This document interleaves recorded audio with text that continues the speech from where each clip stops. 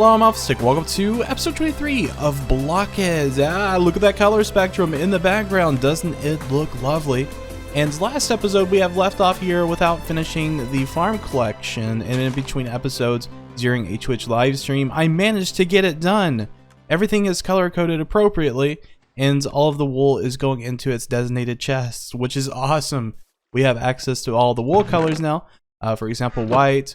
Or if we wanted brown wool, it's there. Hey, very nice. I did note that there is something kind of happening with the hopper mine carts. I put some glass down below. I think it was due to like mob spawning and then just kind of wandering around in the collection system. So they may have like pushed the hopper mine cart in a weird location. I'm not totally sure. Probably those stupid spiders. We hate them. We hate those spiders. That's why I farm them all the time. Let's go ahead and put that back and say, hey, job well done on the wool farm. I'm sure we're going to be doing the modern facade pretty soon on it. Oh, wow. Hexyfeller, you're going big, buddy. This looks great. All aboard the tourist train to see the finished product, because I don't think I've seen it myself. And yeah, I think he's even got a portal in up there in the AFK spot. This place very much gives off the city vibe without the residents in place, and I love that. Kind of went with the stone texture that he used for the castle, and I think it just fits.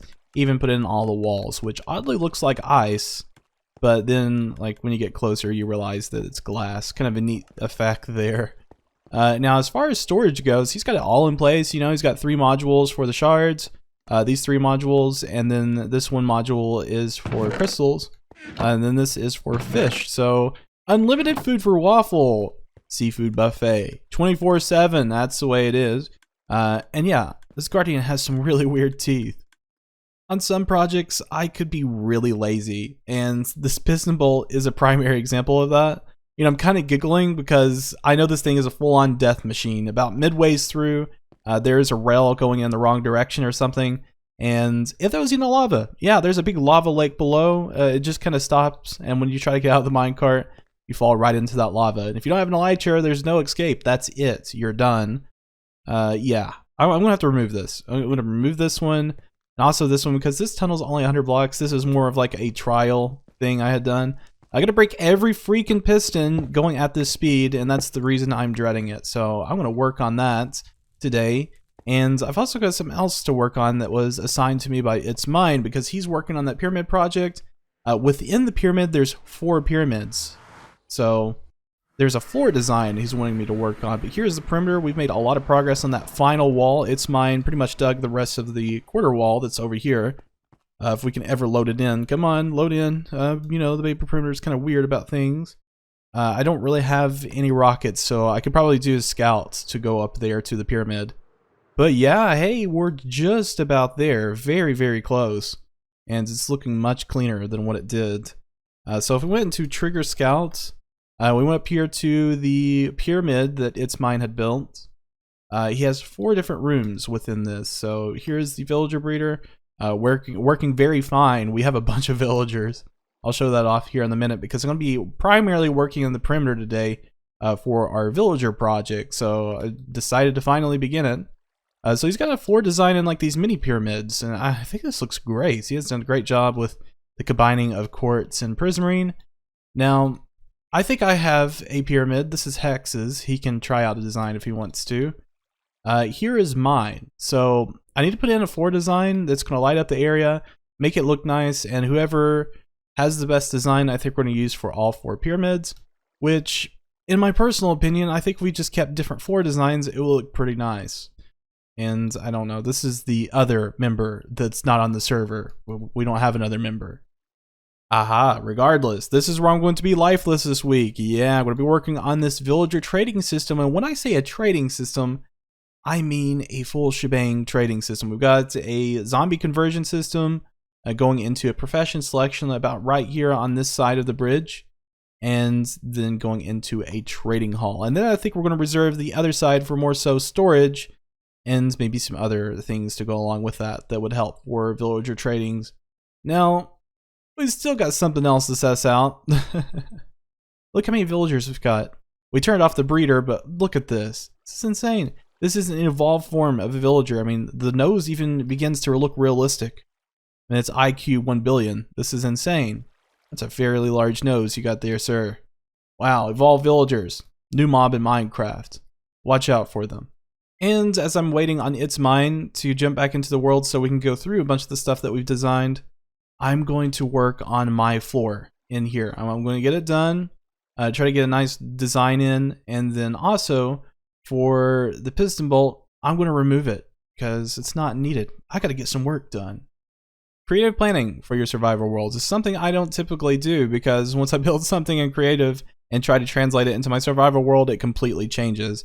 But for a floor design and working with color and just different palettes, I really do prefer trying to build it into creative and then try to translate it into a survival setting. So we're playing off this palette. Really love the vibrancy of Prismarine when it's all together. So I wanted to play off of that color palette, incorporate some cool colors into the floors so that when you go in there, it feels very toned down, very chill.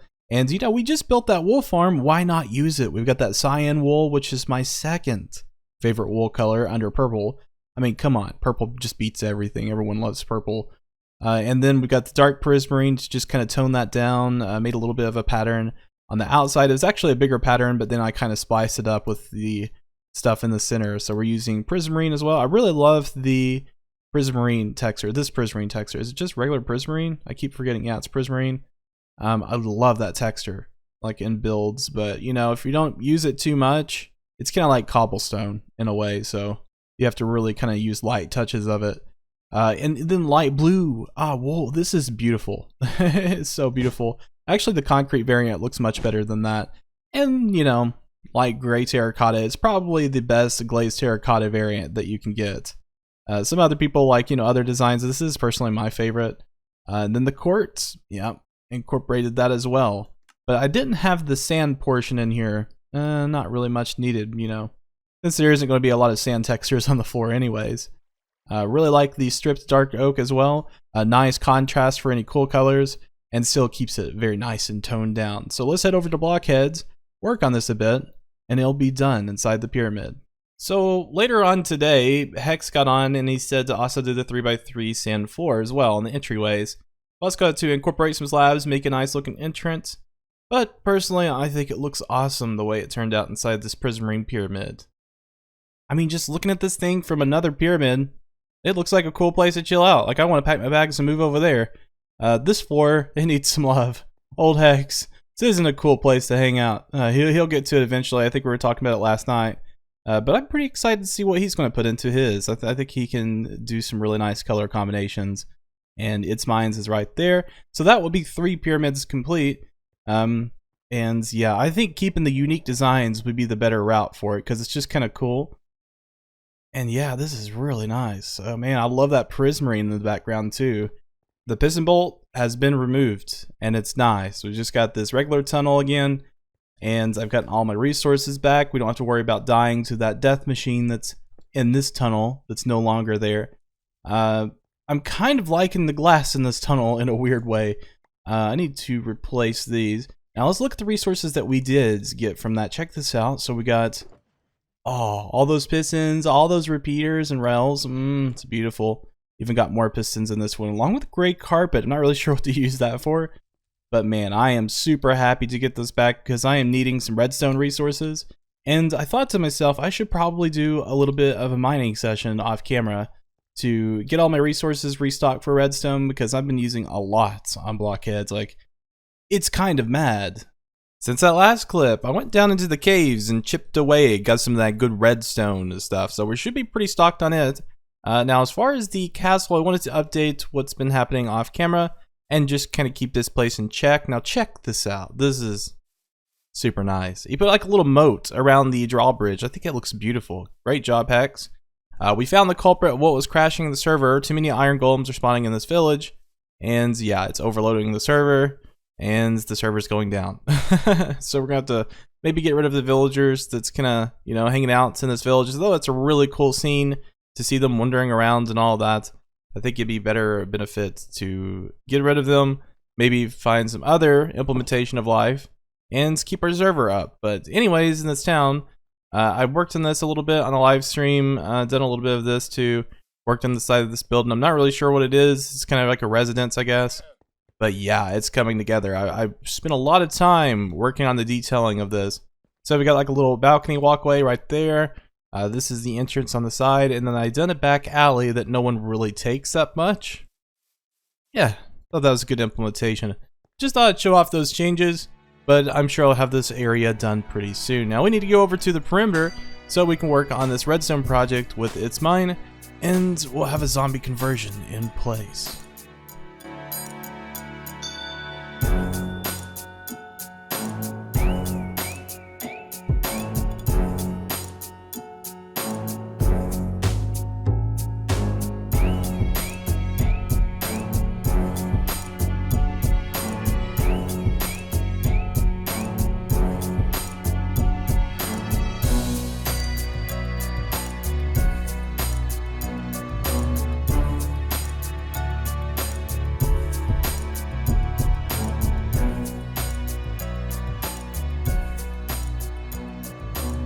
And we have the beautiful contraption in place.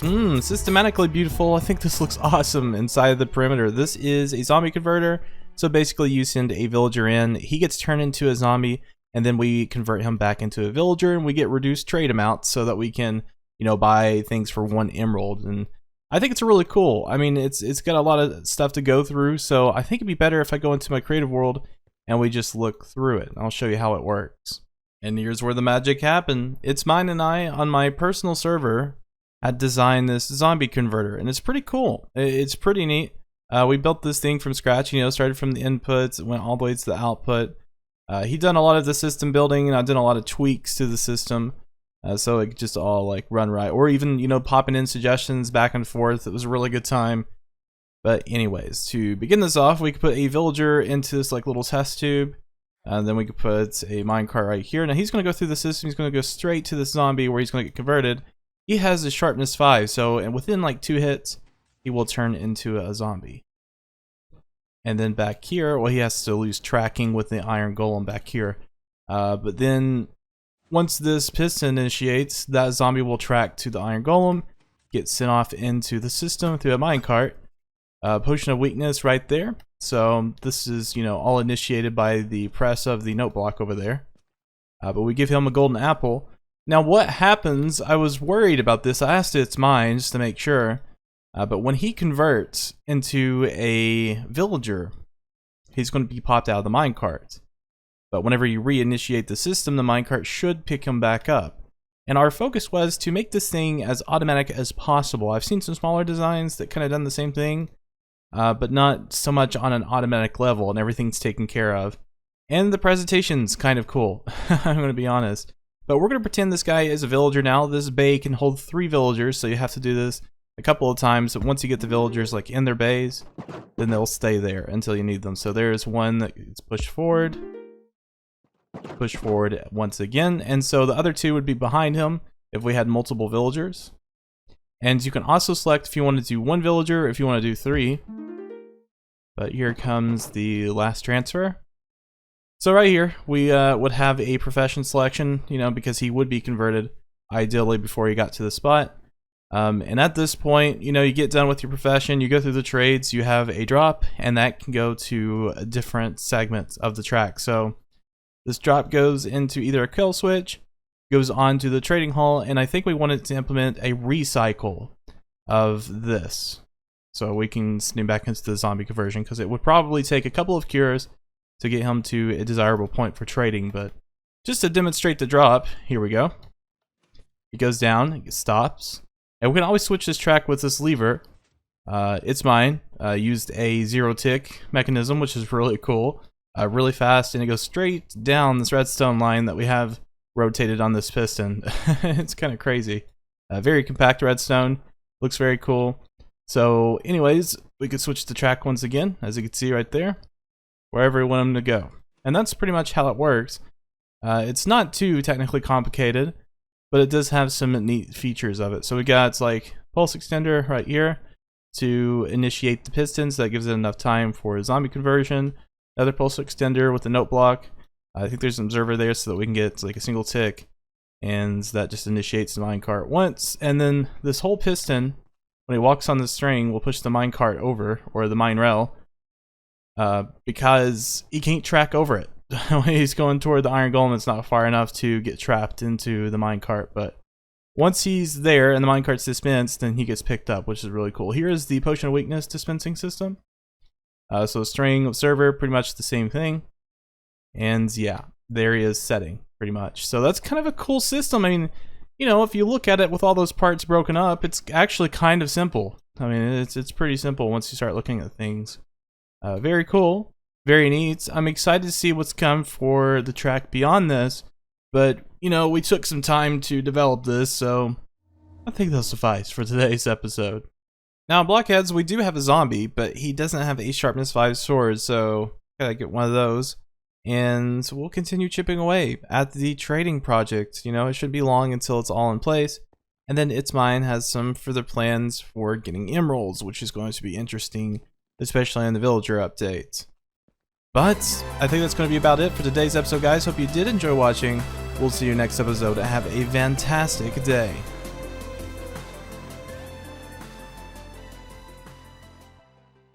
Oh, that's not the teeth. That's the eyebrow.